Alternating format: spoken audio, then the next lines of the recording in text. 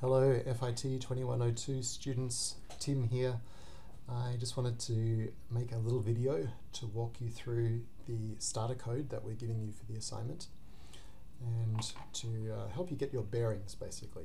So I've opened up in Visual Studio Code the folder containing the assignment 1 code that we're giving you, and you can see the files that you will get here. So there's a couple of HTML pages. This is the Pong one. Let's have a look at what that looks like. So there's the Pong implementation that we give you to start with, and as you can see, it doesn't do much yet. Your job is to add code inside this function and make Pong play here with movable paddles and a ball bouncing back and forth and perhaps a score that keeps track of the misses. But at the moment, all this is doing is on window load, calling an empty function, and hence there is no activity happening there. Before you do that though, you should go through the basic examples HTML page, which is this one. So here's the basic examples HTML. There's the raw text. It's an HTML page with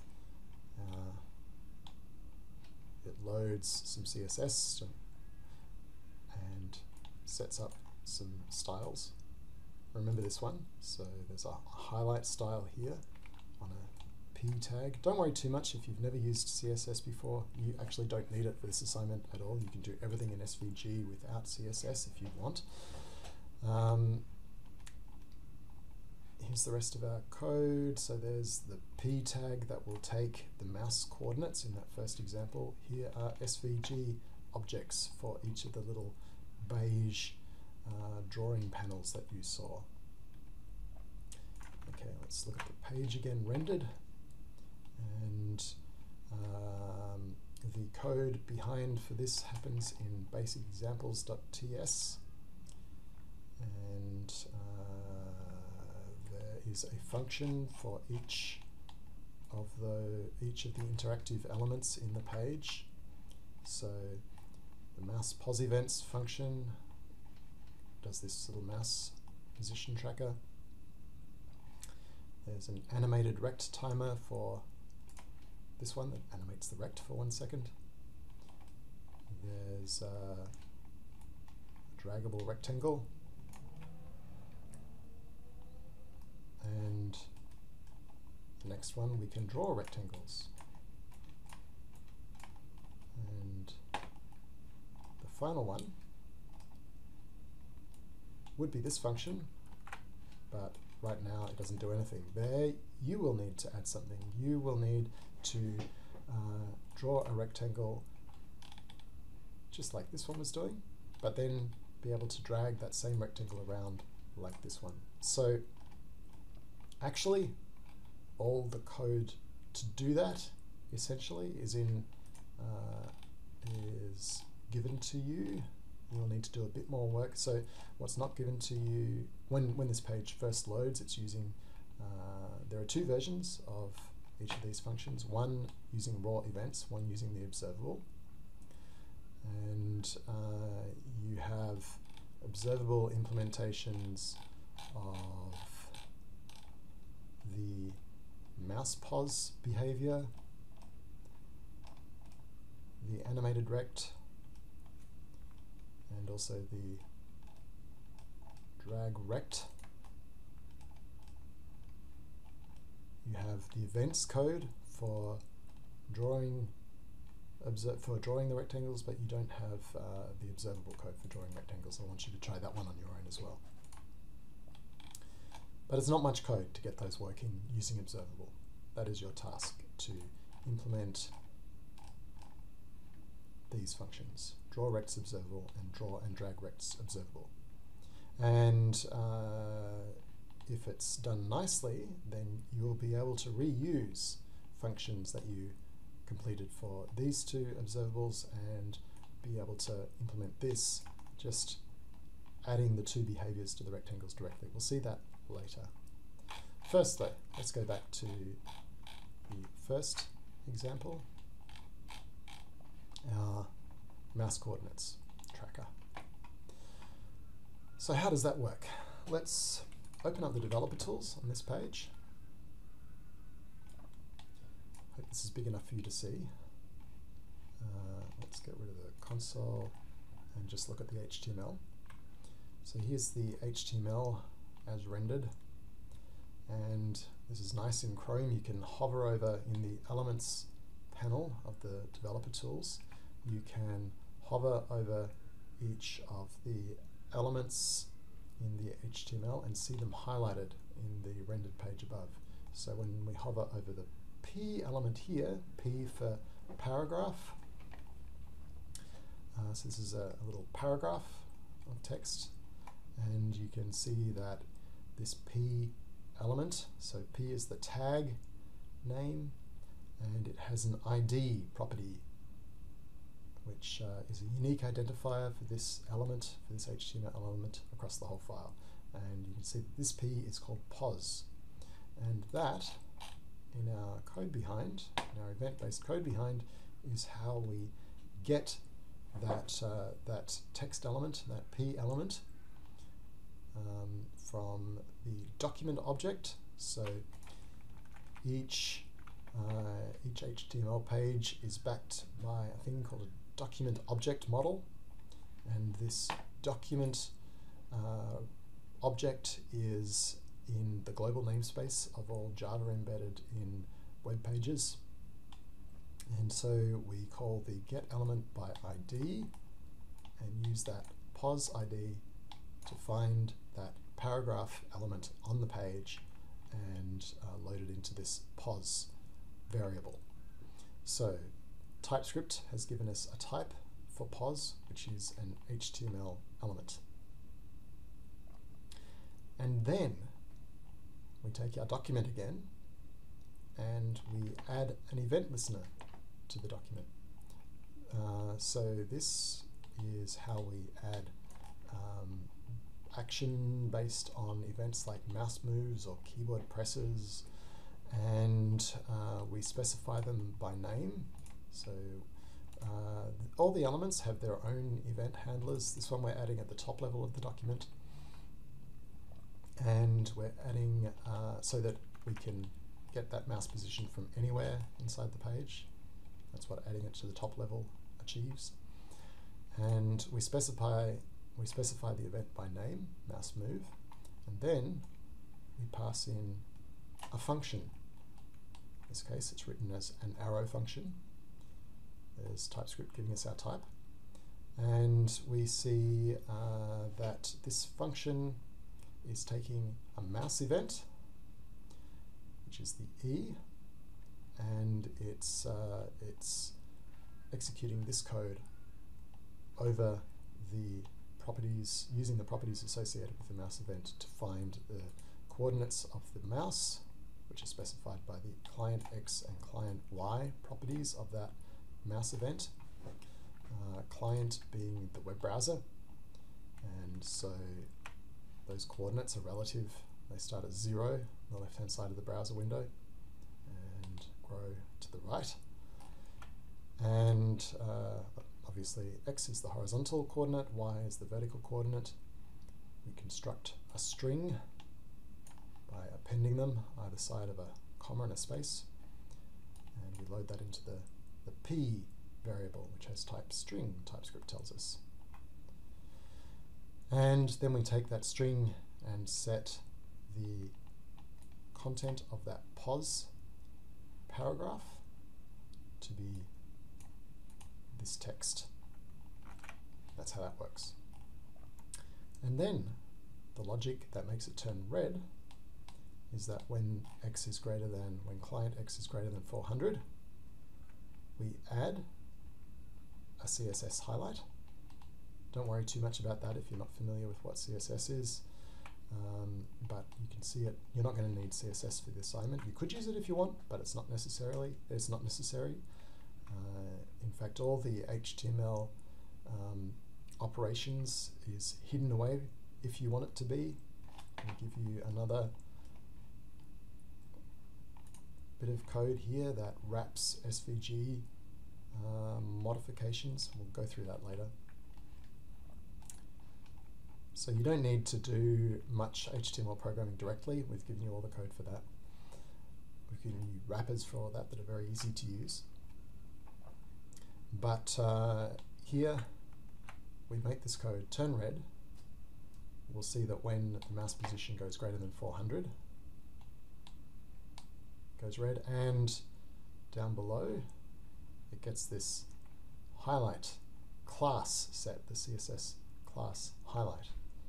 And that means that class is set in the style tag up here, which just makes, so it's specific to P elements, and it sets the color of the text to be red.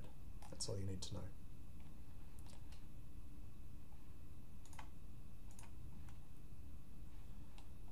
Alrighty, so this is old school JavaScript, adding event handlers directly to the document in order to create some little interactive behaviors. And it's pretty straightforward for this little logic here. It's not very complicated. However, it can get a lot worse, and this is why you see broken web pages all over the internet, because event-driven code gets very, very messy, and it's tricky to debug. It's got this property of being asynchronous, meaning you don't know when the user is going to do what they're going to do. You don't know when the server is going to respond to requests from the client, all sorts of things like that. It gets very, very complicated and nasty. And that's what the observable gives us, is a way to clean up this code. You may think this is not very messy yet, because it's fairly straightforward. Hopefully this is what the assignment will give you the chance to do, is to construct some much more complicated interactive code using the observable. And the idea is to use the observable to make nice, clean, linear sequences of events that, sequences of actions in response to user interactions. Alright, so that's the MousePos events code. What does our observable implementation of the same logic look like? We'll just switch to the observable version. You can see we've got TypeScript compiler running, so that when I make this change here, comment out the events-based function, and switch over to the observable function, save, the compiler runs, and let's see if it works the same way. Shut that down, and yes it does. Oh, reload. Yes it does. Okay. Remember, when you're doing this, to always reload after you change your code, otherwise you won't see it. I reload just by hitting F5 on a Windows machine. On Mac it will be a different key, but that's very quick. Alright, let's look at our MousePos observable implementation. In VS Code on Windows, I put my cursor on the function and hit F12, and it navigates me to the function. And here's my implementation. So it starts off very similarly. It gets the pos paragraph element from the document. But then, instead of adding the listener ourselves, we use the observable from event to add the mouse move observer to the document. And that creates an observable, which we then apply a map operator to. And the map takes a function, just like the maps on our linked lists and our const lists that we have implemented in earlier tutes. It takes a function that transforms the elements of the observable and returns a new observable with the result of the transform function. So here's a little arrow function, incoming objects on the left, outgoing objects on the right. And so this is taking an observable of mouse events, which have properties client X and client Y, destructured in this parameter declaration here.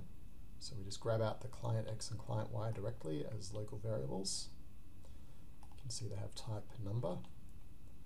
And then we create a new object which renames those variables to just x and y. So before the map we had a stream of mouse events.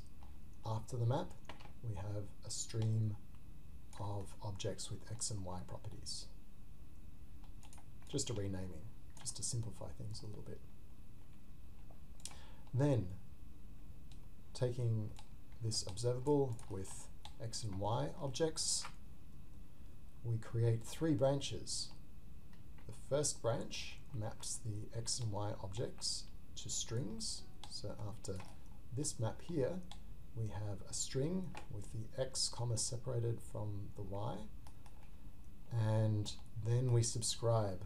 So nothing happens on an observable. An observable is lazy in the sense that all of these operators here, they don't do anything immediately. They just set up functions, closures that are not actually used until the subscribe method, at which time a chain of observers is constructed by the observable's subscribe method, all the way back to the source of the observable, this mouse move event, and the chain of observers applies these different transforms until we get to the leaves. So we've built a little tree with 3 different branches.